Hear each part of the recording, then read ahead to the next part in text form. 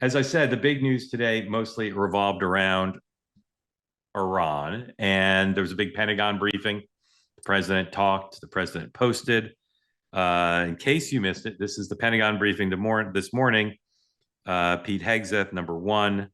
They did not, Pete Hegseth and chairman of the Joint Chiefs, Mr. Kane, General Kane, did not want to talk about after action analysis of how the strikes did, but kind of gripping stuff. And I was particularly taken by what we knew in the abstract, that this mission of bombing, particularly bombing Fordo, has been around forever. But General Kane talked about one pilot in particular who's for more than a decade and a half, has been training for this mission. It's kind of an incredible story. I predict a movie will be made about it. Here is General Kane. This is number two, showing the video.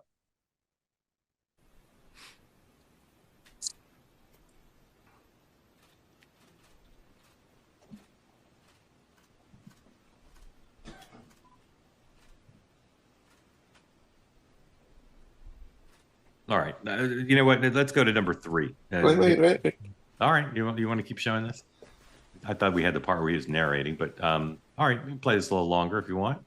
But when you're ready, please go to number three. Keep it going for a minute. You'll see inside the mission space. Yep.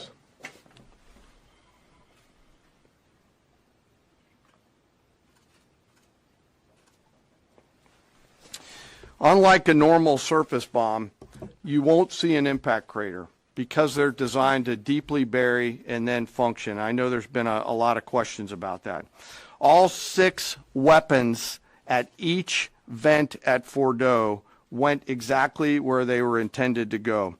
A bomb has 3 effects that causes damage: blast, fragmentation, and overpressure. In this case, the primary kill mechanism in the mission space was a mix of overpressure and blast, ripping through the open tunnels and destroying critical hardware. The majority of the damage we assessed based on our extensive modeling was a blast layer combined with the impulse extending from the shock. Imagine what this looks like 6 times over. All right. Let me talk about the graphic a little bit. And the GBU-57, which all of you I know is a 30,000 pound weapon dropped only by the B-2. It's comprised of steel, explosive, and a fuse. Programmed bespokely, uses effectively what tells the bomb when to function. A longer delay in a fuse, the deeper the weapon will penetrate and drive into the target. So on Fordo, in June of 2008, you can see these 3 holes.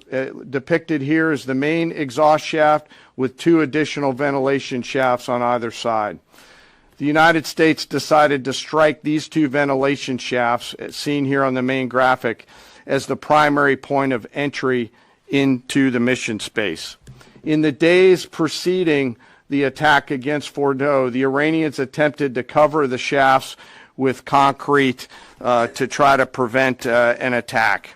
I won't share the specific dimensions of the concrete cap, but you should know that we know what the dimensions of those concrete caps were. The planners had to account for this. They accounted for everything. The cap was forcibly removed by the first weapon, and the main shaft was uncovered. Weapons 2, 3, 4, 5 were tasked to enter the main shaft, move down into the complex at greater than 1,000 feet per second, and explode in the mission space. Weapon number 6 was designed on each side, so there were 6 on each side. Weapons number 6 was designed as a flex weapon to allow us to cover if one of the preceding jets or one of the preceding weapons did not work. Sam, was that 3? Was that 3? I think it was, right? Yes. Yes. All right. So let me say 2 things that may sound contradictory to you, but they're not. You got to be skeptical of the government at all times. Government officials lie, particularly during war. not impugning the current administration. It's just a general fact of history and including the United States government. So we can't independently verify most of what they're saying, but and we need to be skeptical. But the other thing is, I don't like when people say United States greatest country in the world. It sounds jingoistic to me, and I think it offends other countries. But there are incredible things about the United States, and what that briefing and this mission demonstrates, even if they're engaged in some hyperbole, is in the history of the world, there's never been a military like the United States. The level of sophistication and competence and care, and very well funded, but to plan a mission like this for like 15 years and to have individual service members dedicated to thinking this through and gaming it out and practicing, it's just incredible. Just incredible. I never read the chat, but I do glance at it. So he says, well, why are you skeptical? I'm skeptical because my job as a journalist is to be skeptical. And there's nothing wrong with asking questions about whether they're telling the truth, because sometimes people in government lie, again, particularly during war. And you don't need to be a cynic to have that point of view. You just need to be a student of history. So I have no reason to doubt it. But, as the old journalism saying goes, if your mother tells you she loves you, get a second source. And at this point, we're reliant on the Pentagon to tell us what they say happened. And the video is obviously presuming it's real. Again, got to ask the question. It's kind of incredible, the level of technical competence. They say that something that's easy is like a walk in the park. Well, easier than a walk in the park, hit the subscribe button, be part of the two-way community, never miss an episode, be part of our conversations. Thank you for your service to America.